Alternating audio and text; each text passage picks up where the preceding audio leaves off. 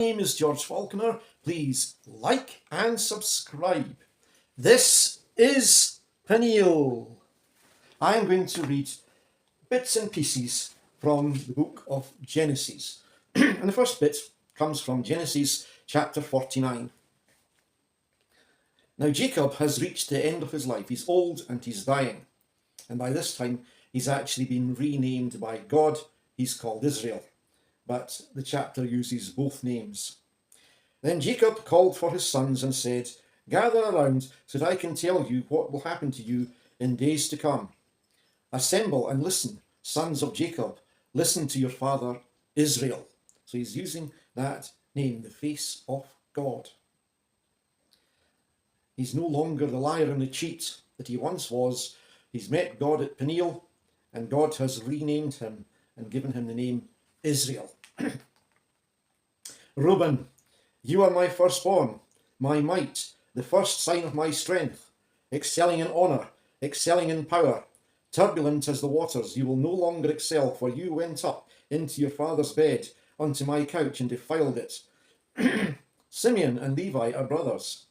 Their swords are weapons of violence. Let me not enter their council, let me not join their assembly, for they have killed men in their anger, and hamstrung oxen as they pleased.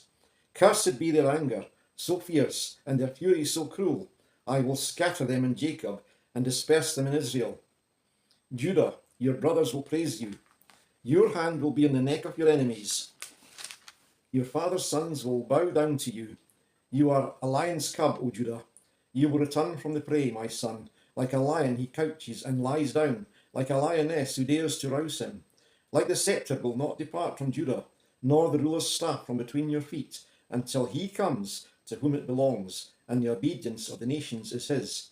He will tether his donkey to a vine, his colt to the choicest branch. He will wash his garments in wine, his robes in the blood of grapes. His eyes will be darker than wine, his teeth whiter than milk.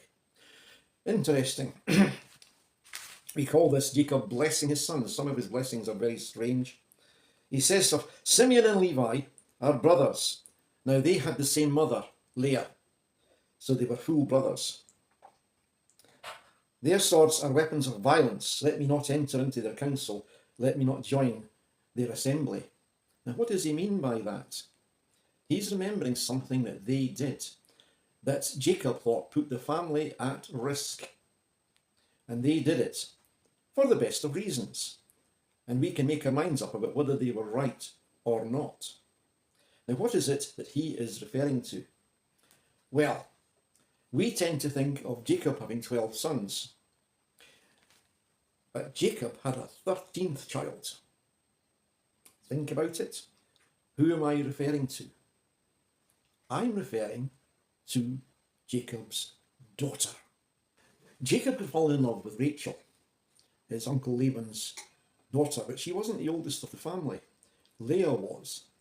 And according to tradition, you had to marry off the eldest first, and Jacob had been deceived. The cheat had been cheated. Laban was a far greater cheat than Jacob, and he had deceived Jacob into sleeping with his older daughter when Jacob thought he was getting a younger one.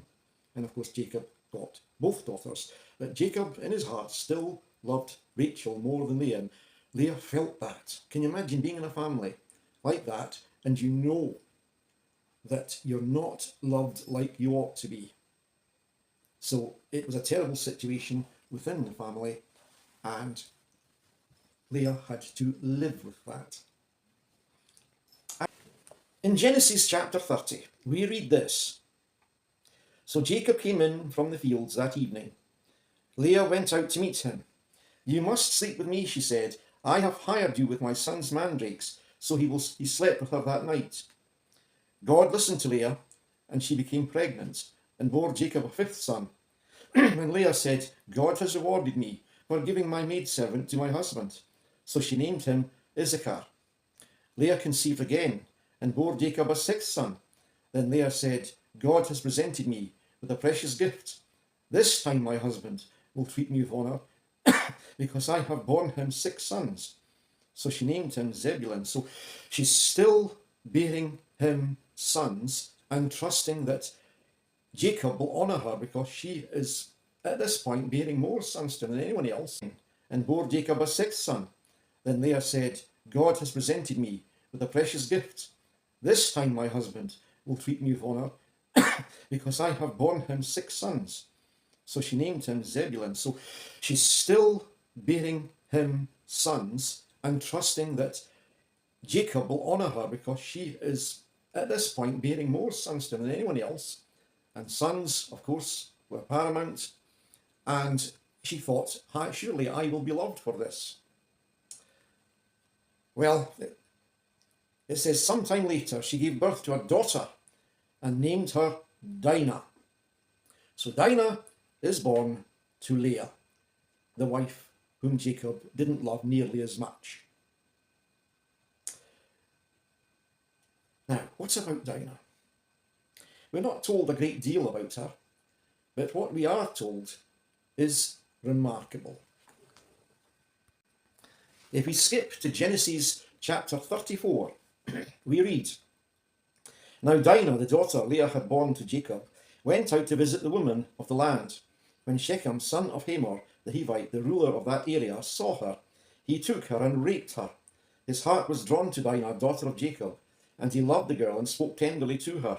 And Shechem said to his father, Hamor, get me this girl as my wife. When Jacob heard that his daughter Dinah had been defiled, his sons were in the fields with his livestock, and he kept quiet about it until they came home. Then Shechem's father Hamor went out to talk with Jacob. Now Jacob's sons had come in from the fields as soon as they heard what had happened. So they are discussing what happened to their sister. She was raped. Can you imagine the outrage that would have been felt by Jacob's sons? Your sister has been defiled. They were filled with grief and fury because Shechem had done a disgraceful thing in Israel by lying with Jacob's daughter, a thing that should not be done. She had just been raped. The worst thing that could possibly have happened to her. All because she went out visiting people and she was seen by these men, and one of them took a fancy to her and decided, I'm having her, I'm going to rape her. And we read on. But Hamor said to them, My son Shechem has his heart set on your daughter. Please give her to him as his wife. They obviously thought, this will make it up, this will settle it, and you'll have her married into the family and be my son's wife, and it'll all be settled and we'll say no more about it. That seems to me to be the plan. Intermarry with us. Give us your daughters and take our daughters for yourselves. It's bigger than that.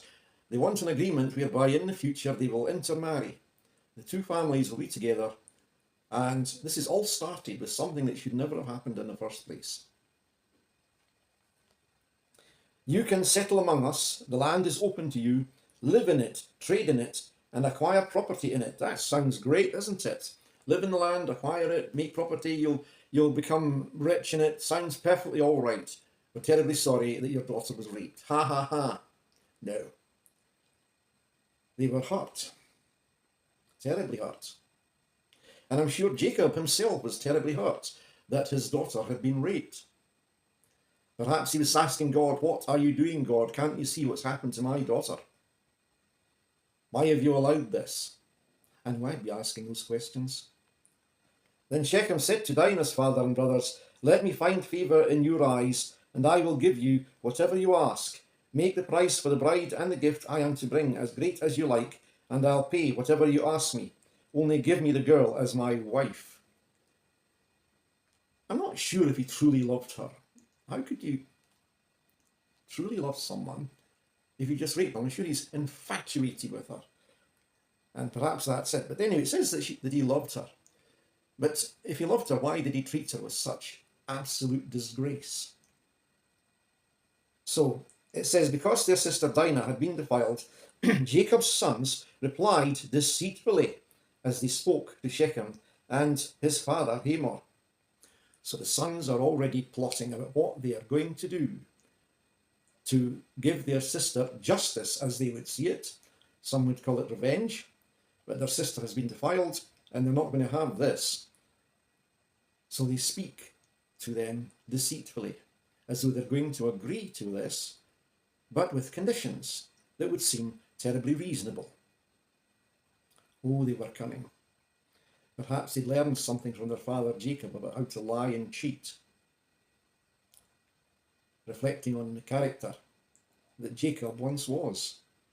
They would have known about Jacob's lying and cheating and how he came to be working for Laban, because Laban was their grandfather, at least for some of them. Because his sister Dinah had been defiled, Jacob's sons replied deceitfully as they spoke to Shechem and his father Hamor. They said to them, "We can't do such a thing. We can't give our sister to a man who is not circumcised. That would be a disgrace to us." That had an element of truth to it, in that the Jews had to be circumcised. So they're saying, this is required of us in our family, and if you're going to be united with us, you too must be circumcised, as we are. "We will give you our consent to you on one condition only, that you become like us by circumcising all your males. Then we will give you our daughters and take your daughters for ourselves.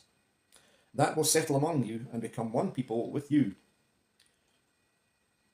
In my view, that would have contaminated the line, but they weren't to know that. This was a trick.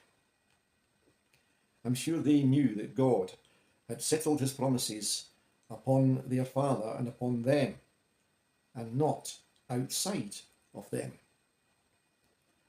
But anyway, they told them, "We will marry and intermarry with you if all your men are circumcised. But if you will not agree to be circumcised, we'll take our sister and go."